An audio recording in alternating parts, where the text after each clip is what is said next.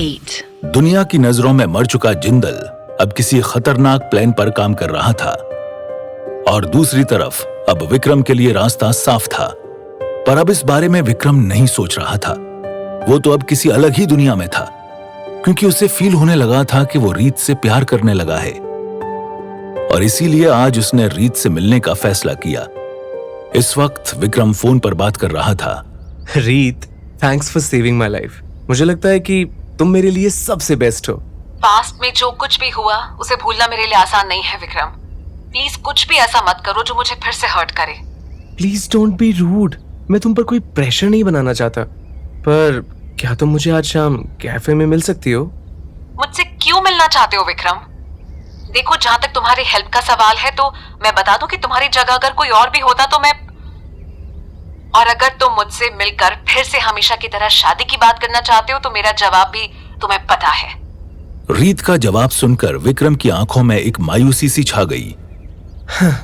ठीक है रीत, मैं तुमसे आगे ऐसी कोई बात नहीं करूंगा, लेकिन फिर भी क्या हम शाम को रॉयल कैफे में मिल सकते हैं? देखो, अगर तुम आ गई तो मैं समझूंगा कि तुमने मुझे माफ कर दिया। विक्रम की इस बात पर अब रीत सोच में पड़ गई थी और विक्रम धड़कते दिल से रीत के जवाब का वेट करने लगा। कुछ सेकंड यूं ही बीते और फिर रीत ने बिना कोई जवाब दिए फोन रख दिया। विक्रम ने फोन कान से हटा लिया, फिर खुद ही मुस्कुराते हुए बोला, रीत, मैं सच में तुमसे प्यार करने लगा हूं। अगर आज शाम तुम कैफे में आई तो मैं समझ जाऊंगा कि तुम्हारे दिल में भी मेरे लिए कोई जगह है। अब जो भी बातें होंगी वहीं पर होंगी।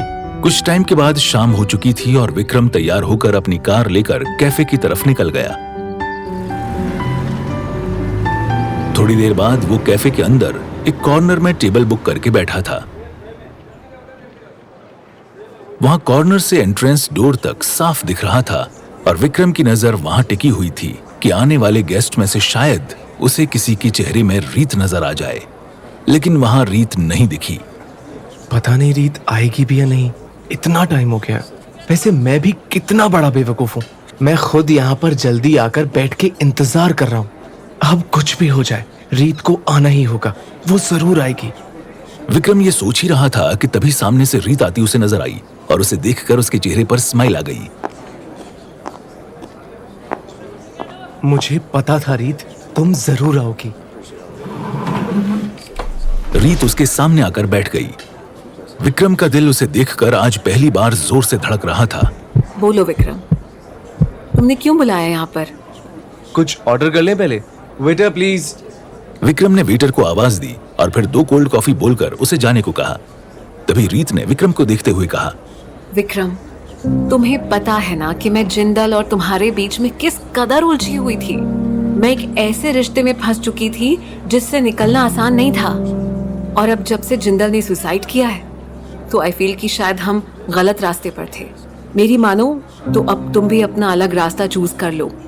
यू आर राइट रीत, बस इसी बारे में बात करने के लिए तुम्हें यहाँ बुलाया। हमारे बीच में बात करने को कुछ ज्यादा है नहीं विक्रम, और ये बात तुम भी अच्छी तरह से जानते हो कि मैं यहाँ सिर्फ तुम्हारे रिक्वेस्ट करने पर आई हूँ। मुझे अब पिछली बातों में मत उलझाओ। रीत, न जाने क्यों मुझे ऐसा फील हो रहा है कि मैं तुमसे बहुत प्यार करने लगा हूँ। सोचा था कि ये बात तुम्हें ना बताऊं, लेकिन अब कंट्रोल नहीं हो रहा। इतना प्यार शायद अपनी लाइफ से भी नहीं करता मैं। और अगर तुम मुझे ना मिली तो मैं जीते जी मर जाऊंगा।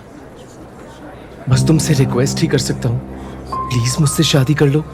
विक्रम की बात सुनकर रीत का चेहरा थोड़ा सख्त हो गया। विक्रम, मैं तुमसे मिल रही हूँ या तुमसे बात कर रही हूँ, दैट डजंट मीन कि तुम मेरी नजरों में बहुत अच्छे हो। मैं तुम्हें अच्छी तरह से जानती हूँ। क्या तुम किसी लड़की के प्यार के लायक भी हो विक्रम? एक बार खुद के अंदर झांक लेना, फिर मुझे जवाब देना। रीत के तेवर देखकर विक्रम ने अपना सर झुका लिया। उसे वो सब कुछ याद आने लगा जो उसने रीतिका के साथ किया था। कुछ देर वो चुप रहा, फिर उसकी मायूसी भरी आवाज निकली, हाँ, सही कह रही हो तुम। कोई भी लड़की मुझ जैसे इंसान से कैसे प्यार करेगी? वैसे भी ये सच है कि मैंने तुम्हें पाने के लिए गलत रास्ते अपनाए, लेकिन रितिका के साथ मैंने जो भी किया उसके पीछे की सच्चाई तुम्हें नहीं पता रीत, और ना ही मैं इसके बारे में कुछ तुम्हें बता सकता हूँ। रीत अपनी जगह से उठते हुए आगे बढ़ गई। आई थिंक हमारी बातें अब हो चुकी हैं Vikram. If you are alone I can drop you home. What? मेरी बात अभी खत्म नहीं हुई है रीत। कम से कम मुझे अपनी सफाई देने का तो मौका दो। मुझे नहीं पता विक्रम कि तुम्हारी क्या मजबूरी है या कौन सा सच तुम बता नहीं पा रहे, लेकिन मुझे तुम्हारे सफाई देने से कोई फर्क नहीं पड़ता। फिलहाल मैं चलती हूँ।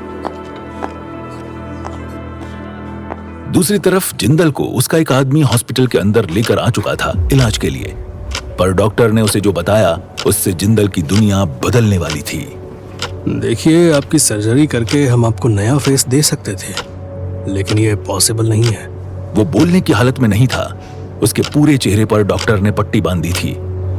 उसका आदमी भी उसके साथ में था। तभी डॉक्टर को वहां से जाते टाइम उन्हें टोक कर बोला, डॉक्टर, ये ठीक तो हो जाएंगे ना? जी, ऐसा बहुत ही कम होता है कि किसी स्पेशल मेडिकल कंडीशन होने की वजह से सर्जरी रुक जाए। इनके साथ भी ऐसा ही हुआ है। इनकी सर्जरी अगर की गई तो इन्फेक्शन फैलने के चांसेस बढ़ जाएंगे और उसकी वजह से पूरे बॉडी की स्किन डैमेज हो सकती है, इसलिए हम ये सर्जरी नहीं कर सकते। जिंदल को होश लगभग आ ही गया था कि डॉक्टर की बातें सुनकर उसके अंदर एक झटका सा लगा। उसकी आंखों से आंसू की कुछ बूंदें बाहर निकल गईं। जिंदल ने अपने बिजनेस की पूरी जिम्मेदारी अपने उस आदमी को सौंप दी थी और अब उसका सिर्फ एक ही टारगेट था, रीत को पाना और विक्रम को बर्बाद कर देना।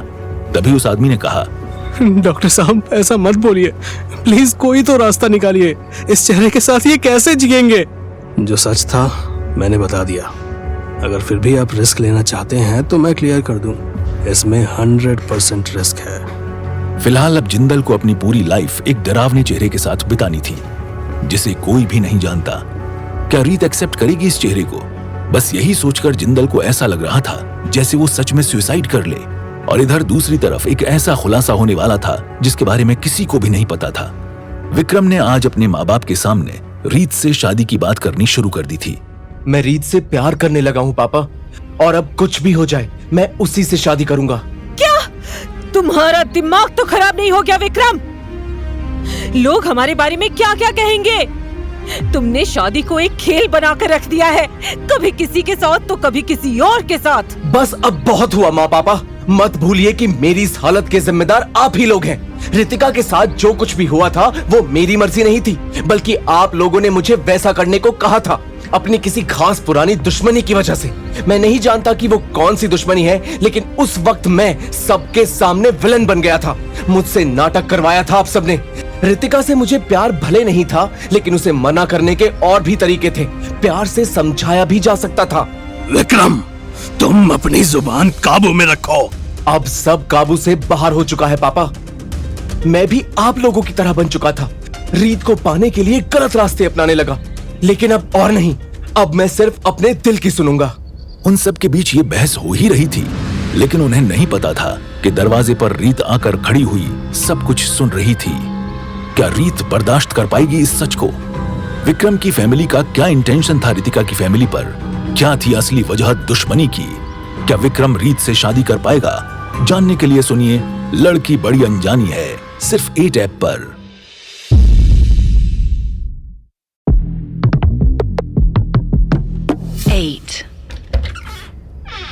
विक्रम ने जो कुछ भी अपने माँ बाप से कहा उसे सुनकर रीत को झटका सा लगा।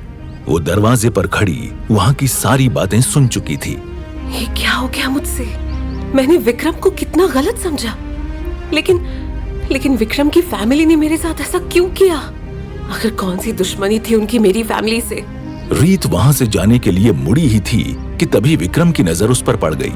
रीत, तुम यहाँ? रीत को वहां देखकर विक्रम की माँ रेवती और उसके पापा दिगंबर भी चौंक गए थे, लेकिन वो कुछ बोलते उससे पहले ही रीत ने कहा, सॉरी, मैं यहाँ तक बिना बताए आ गई। दरअसल मुझे विक्रम से कुछ डिस्कस करना था, लेकिन यहाँ आकर तो मैंने जो सुना उसे मुझे अपने कानों पर यकीन नहीं हो रहा है। रीत बेटा, तुम क्यों शॉक्ड हो? आखिर तुमसे उस परिवार का क्या लेना देना? क्योंकि मैं ही रितिका हूँ जो आपके बेटे की जिंदगी में दोबारा आ गई है। मुझे लग रहा था कि इसे मेरे चेहरे से प्यार है, लेकिन यहाँ तो कहानी कुछ और थी। आखिर इसमें मेरी क्या गलती थी? क्यों किया आप लोगों ने मेरे साथ ऐसा? बताइए मुझे। रीत की बात सुनकर वहां मौजूद सभी लोग शॉक्ड रह गए। उन्हें यकीन ही नहीं हो रहा था कि उनके सामने खड़ी इतनी खूबसूरत लड़की रीत वही रीतिका है जो कभी एक बदसूरत दिखती थी। ये क्या कर रही हो तुम रीत? तुमने मुझे ये सब पहले क्यों नहीं बताया? क्योंकि तुम इस लायक नहीं थे विक्रम। लेकिन मुझे नहीं पता था कि मेरी जिंदगी के साथ जो खेल हुआ है उसमें तुम्हारे पेरेंट्स भी शामिल हैं। बताइए अंकल, क्यों किया आप लोगों ने मेरे साथ ऐसा? रीत की बात सुनकर दिगंबर और रेवती ने अपने सर झुका लिए। रीत बेटी, तुम्हारे साथ जो कुछ भी हुआ उसको लेकर हमें बहुत अफसोस है, मगर जो हो चुका था उसे हम बदल नहीं सकते थे। उस टाइम हमारा एक बिजनेस था जिसका केस तुम्हारी दादी हमारी तरफ से लड़ रही थी और वो उसे हार गई क्योंकि उन्हें अपने उसूल बहुत प्यारे थे। उन्होंने कोर्ट में झूठ बोलना सही नहीं समझा। तब हमारी बहुत बदनामी हुई थी और तब विक्रम के पापा ने ही ऐसा करने को कहा था, पर आज उन्हें भी इस बात का पछतावा है। बेटी, हमें हो सके तो माफ कर देना। हमें नहीं पता था कि इस बदले के चक्कर में हम एक मासूम लड़की की जिंदगी से खेल रहे हैं। उनकी आंखों में आंसू देखकर रीत बस एक लंबी सांस लेकर रह गई। फिलहाल अब वो कुछ नहीं कर सकती थी। उसने मन ही मन सोचा, ये सही है आप लोगों का, किसी की भी जिंदगी से खेल जाओ। और मेरा क्या? मैं तो बदले की आग के रास्ते पर चलते हुए कहां से कहां तक पहुंच गई। खैर, अब जो भी हुआ वो मेरी किस्मत थी, लेकिन प्लीज कभी और किसी के साथ ऐसा मत करना। रीत, रीत, रीत रुको! विक्रम रीत को रोकने की कोशिश करता, तब तक रीत वहां से चली गई। उसने अंदर आकर अपने पापा मम्मी को देखते हुए कहा, पापा, ये जो कुछ भी हुआ ये सही नहीं हुआ। मैं रीत से प्यार करता हूँ और उसे खोना नहीं चाहता। नहीं विक्रम बेटा, मैं इस बार वैसा कुछ भी नहीं होने दूंगा। शांत हो जाओ, सब ठीक हो जाएगा। अगले दिन विक्रम रीत से मिलने उसके कमरे पर पहुंच चुका था। विक्रम, तुम लिसन, मुझे पता है कि जो कुछ भी हुआ उसमें तुम्हारी कोई गलती नहीं थी, लेकिन फिर भी अगर तुम मुझसे दूर रहोगे तभी मैं अपनी लाइफ जी पाऊंगी। रीत प्लीज, कम से कम मुझे उस गलती की सजा तो मत दो जो मैंने की ही नहीं। जरूरी नहीं कि तुम मुझे अपनी लाइफ में एक्सेप्ट करो, लेकिन कम से कम हम दोस्त बनकर तो रह ही सकते हैं। ठीक है, लेकिन याद रखना, हमारी दोस्ती सिर्फ दोस्ती तक ही रहेगी। मैं नहीं चाहती कि जो कुछ भी मैंने पास्ट में सहा है उसे दोबारा जीना पड़े। ये लाइन सुनकर विक्रम मन ही मन मुस्कुराते हुए रीत को देखने लगा। एक्चुअली मैंने और पापा ने एक एक्टिंग थिएटर खोलने का प्लान बनाया है जिसमें हम कुछ लोगों से फंड रेज कर रहे हैं। तुम तो सोशल मीडिया स्टार हो और इसका हमें फायदा भी होगा। मैं चाहता हूँ कि तुम उसमें रोल प्ले करो। अच्छा, मगर ये सब अचानक करने के पीछे कोई वजह? जान जाओगी, बस अभी कुछ नहीं बता सकता। Okay, I will think about it. अरे इतना क्यों सोच रही हो? कहीं पिछली बार की तरह करोड़ों चार्ज करने का तो नहीं सोच रही हो? नहीं नहीं विक्रम, ऐसी कोई बात नहीं है। तो मैं आपकी ये मुस्कान की वजह क्या समझूं अब? रीत ने मुस्कुराते हुए हाँ में सर हिलाया। वैसे ये बताओ कि अचानक से इस लाइन में कैसे आ गए तुम? बस यूं ही। मगर देखो, एक लड़की है कनक नाम की जिसे हम हीरोइन ला रहे हैं क्योंकि उसने कंपनी के लिए काफी फंड दिलवाए हैं। मेन लीड तो वही रहेगी फिलहाल के लिए। इसमें तुम बुरा तो नहीं मानोगी? नहीं, मुझे बिल्कुल भी बुरा नहीं लगेगा। तो कब से शुरू कर रहे हो? बस कुछ दिनों में ही। तुम बस रेडी रहना। अच्छा चलो, मैं अब चलता हूँ। Bye bye. विक्रम ने थिएटर खोलने का फैसला सिर्फ और सिर्फ रीत के लिए किया था, क्योंकि अब उसे लग रहा था कि इससे वो रीत के दिल में जगह बना सकता है। पहले थिएटर में एक्टिंग और फिर उसे बॉलीवुड स्टार बनाकर। और अब इस बात के लिए विक्रम के पेरेंट्स भी रेडी थे। विक्रम के पापा ने खुद थिएटर को चलाने का फैसला किया था और धीरे धीरे वो इसे विक्रम के हाथ में देने का सोच रहे थे। विक्रम के वहां से जाते ही कमरे की खिड़की अचानक खुल गई और कोई सामान गिरने की आवाज आई। अरे, ये खिड़की किसने खोली? रीत को अपने कमरे में किसी के होने का एहसास हुआ। वो अपने आसपास देखने लगी। कौन है वहां? वो अपने आसपास देखने लगी, मगर रीत को कहीं से कोई भी जवाब नहीं मिला। लगता है हवा चलने की वजह से ये सब हो रहा है। रीत पानी पीने किचन की तरफ चली गई और तभी इसी बीच अचानक ही कमरे की लाइट चली गई। इसे भी अभी जाना था। अब रीत को और भी डर लगने लगा। वो मोबाइल की फ्लैशलाइट को ऑन करके चारों तरफ देखने लगी। तभी वहां एक इंसान मास्क पहन के अंदर खड़ा था। उसे देखते ही रीत चीख पड़ी। कौन हो तुम? Guard, guard! और फिर उस आदमी ने उसके चेहरे पर हाथ रखकर उसे चुप रहने का आंखों से इशारा किया। रीत की आंखें डर के मारे बाहर आने को तैयार थीं और तभी उस आदमी ने अपने चेहरे से मास्क हटाया। वो कोई और नहीं बल्कि जिंदल था। उसका जला हुआ चेहरा अब ठीक भले ही हो गया था, लेकिन वो बेहद ही डरावना लग रहा था। रीत के मुंह से एक चीख निकल गई। डरो मत रीत, मैं जिंदल हूं, वही जिंदल जो तुम्हें दीवानों की तरह प्यार करता है। जिंदल की बात सुनकर रीत हैरानी से उसे देखती रह गई। उसे यकीन ही नहीं हुआ। ये क्या बकवास कर रहे हो तुम? जिंदल तो मर चुका है। सच बताओ, कौन हो तुम? वरना मैं पुलिस को कॉल करूंगी। और तभी लाइट वापस आ गई, लेकिन रीत को इसका होश ही कहां था। वो तो अभी भी बेहद डरी थी। फटी फटी आंखों से जिंदल के उस बदसूरत चेहरे को देखती जा रही थी। ये चेहरा जिंदल का नहीं है। कौन हो तुम? यकीन नहीं आ रहा ना, ये जानकर कि मैं अभी जिंदा हूं और मेरा चेहरा इतना बदल कैसे गया। मेरा यकीन तुम्हें करना ही होगा रीत। आज मेरी हालत वैसी हो चुकी है रीत, जैसे कोई लड़की अपने बदसूरत चेहरे को देखकर उससे नफरत करती है। जिंदल की आवाज से रीत पहचान गई थी कि वो जिंदल ही है।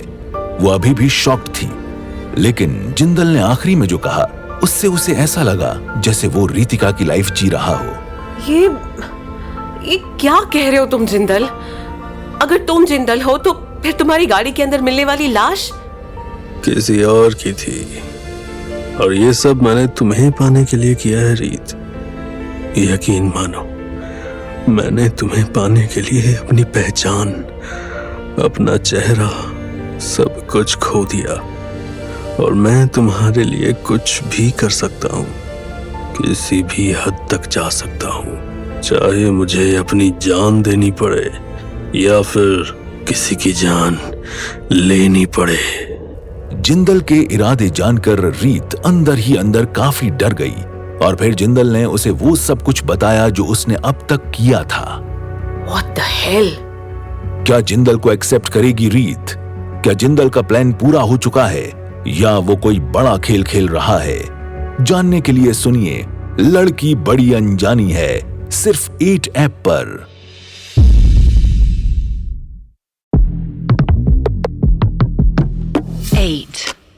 मिस्टर जिंदल, मैं जो कह रहा हूं उसे ध्यान से सुनो।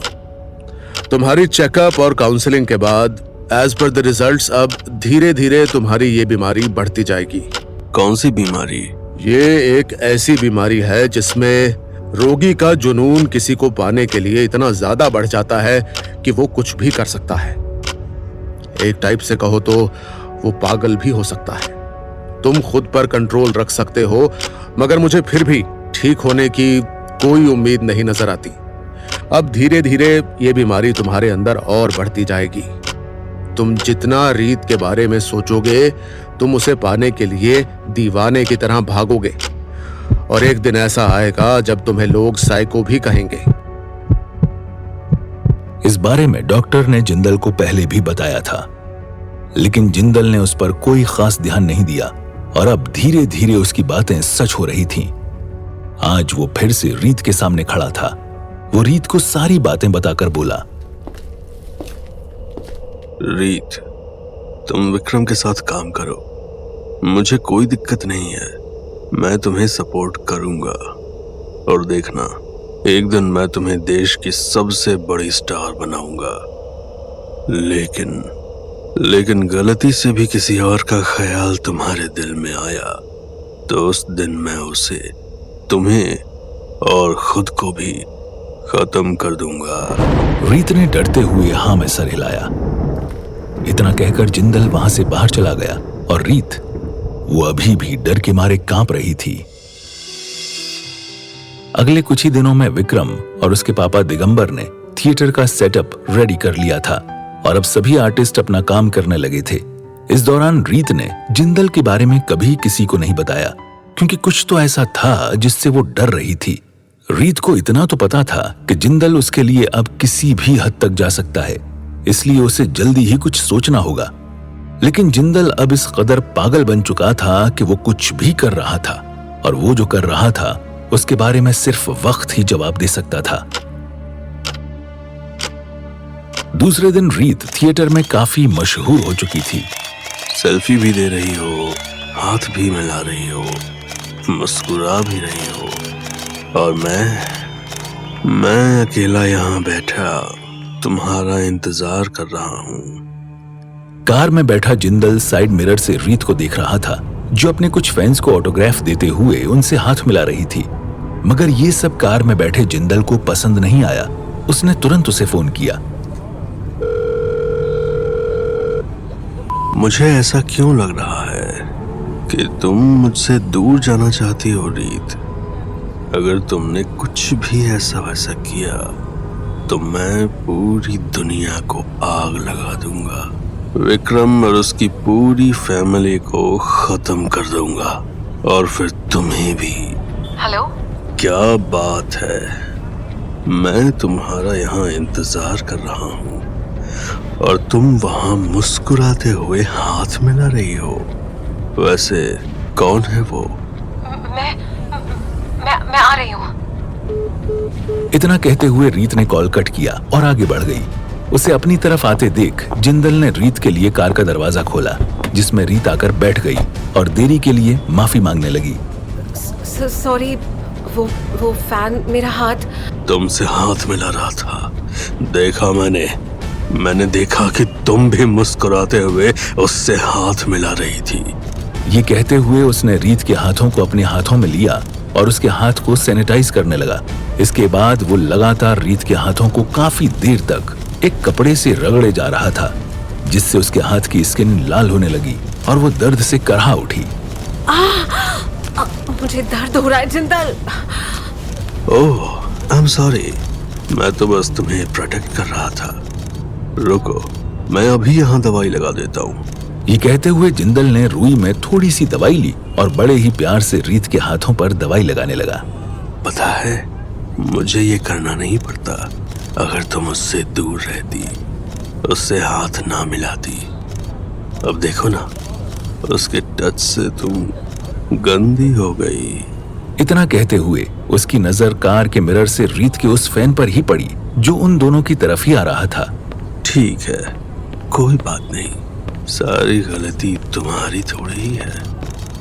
कुछ गलतियों के लिए फैंस को भी स्माइल देना जरूरी है। आज मैं तुम्हें बताता हूँ कि ऐसे फैंस को कैसे ट्रीट किया जाता है। इतनी देर में बदकिस्मती से वो फैन कार की स्टीयरिंग वाली साइड पर आकर रुका और दोबारा हाथ मिलाने वाली गलती कर बैठा। उस फैन ने ड्राइवर सीट पर बैठे जिंदल को नजरअंदाज किया और सीधा विंडो से होते हुए अपना हाथ रीत की तरफ बढ़ा दिया। रीत ने उस फैन से हाथ मिलाने से पहले अपनी बगल में देखा और जिंदल ने हल्की मुस्कुराहट देते हुए उसे हाथ मिलाने की इजाजत दे दी। रीत मैम, आप एक दिन इस थिएटर के छोटे पर्दे से निकलकर बड़े पर्दे की बहुत बड़ी स्टार बनेंगी। Thank you. ये कहते हुए रीत उससे हाथ छुड़ाने की कोशिश करने लगी, मगर फिर भी एक्साइटेड फैन रीत का हाथ नहीं छोड़ रहा था। तब जिंदल ने गहरी सांस लेते हुए कार स्टार्ट की और धीरे धीरे फर्स्ट गियर में आगे बढ़ने लगा, मगर फैन अब भी रीत का हाथ नहीं छोड़ रहा था। तब जिंदल ने अचानक एक्सेलरेटर पर जोर से पैर रखा और कार की स्पीड एकदम तेज हो गई। अगले ही पल स्टीयरिंग संभालते हुए जिंदल की आंखों में खून उतर आया और उसने फैन का हाथ कांच से लगाते हुए झटके से तोड़ दिया। उसी पल रीत की चीख निकल गई। नहीं! अपनी ही चीख के साथ रीत अचानक जैसे किसी बुरे सपने से होश में आई। वो इस वक्त ड्रामा कंपनी थिएटर में अपनी नई फ्रेंड निधि के साथ बैठी हुई थी। उसे इस तरह से घबराया हुआ देखकर निधि ने पूछा, हे रीत, खुली आंखों से कौन सा बुरा सपना देख लिया? उसके सवाल को नजरअंदाज करते हुए रीत जिंदल के बारे में सोचने लगी। वहीं जिंदल भी रीत के ख्यालों में खोया हुआ था। आई लव यू रीत, आई लव यू। प्लीज तुम परेशान मत होना। अगर इस ड्रामा कंपनी ने वो नहीं किया जो तुम चाहती हो तो मैं इस थिएटर को ही आग लगा दूंगा। हाँ, जलाकर राख कर दूंगा इस थिएटर को और इस पूरी दुनिया को। फोन की गैलरी में रीत की तस्वीरों को एक के बाद एक स्वाइप करने के बाद जब जिंदल के सामने उस थिएटर बिल्डिंग की तस्वीर आई, उसकी आंखों में गुस्सा तैर गया और तभी उसके फोन पर एक नोटिफिकेशन आई। नोटिफिकेशन को देखते ही उसकी आंखें चमक उठी। उसने मुस्कुराते हुए फोन को जेब में रखा, सिर पर कैप पहनी, आंखों पर चश्मा लगाया और ब्लैक कलर की लेदर जैकेट पहनकर अपनी बाइक स्टार्ट की। कुछ ही देर में वो ड्रामा कंपनी थिएटर के सामने खड़ा था।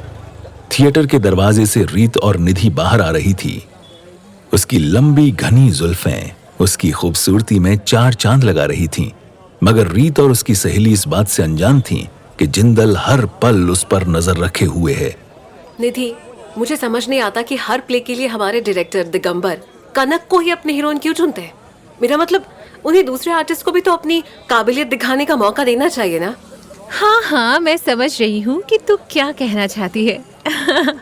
साफ साफ क्यों नहीं कहती कि उन्हें तुझे लीड रोल देना चाहिए। मैं सिर्फ अपने लिए नहीं बोल रही हूँ निधि। माना कि उसने कुछ फंड दिए हैं कंपनी को, लेकिन तुझे और बाकी सभी को भी तो ये मौका देना चाहिए। इसमें क्या गलत बात है? बात तो तूने ठीक कही है, लेकिन इस डायरेक्टर को ये बात कौन बताए? हाँ, खैर छोड़, तू चल, मैं आती हूँ। इसी बीच जिंदल उन दोनों की बातों को सुनते हुए सोचने लगा। मेरे होते कोई तुम्हें किसी चीज के लिए मना करे, ये हो नहीं सकता मेरी प्यारी रीत। बस तुम देखती जाओ। क्या रीत कभी जिंदल के इरादों को जान पाएगी? ऐसी कौन सी मजबूरी है जिसकी वजह से वो जिंदल का सच किसी को नहीं बता रही? क्या होगा विक्रम की जिंदगी का अगला मोड़? जानने के लिए सुनिए लड़की बड़ी अनजानी है, सिर्फ 8 ऐप पर।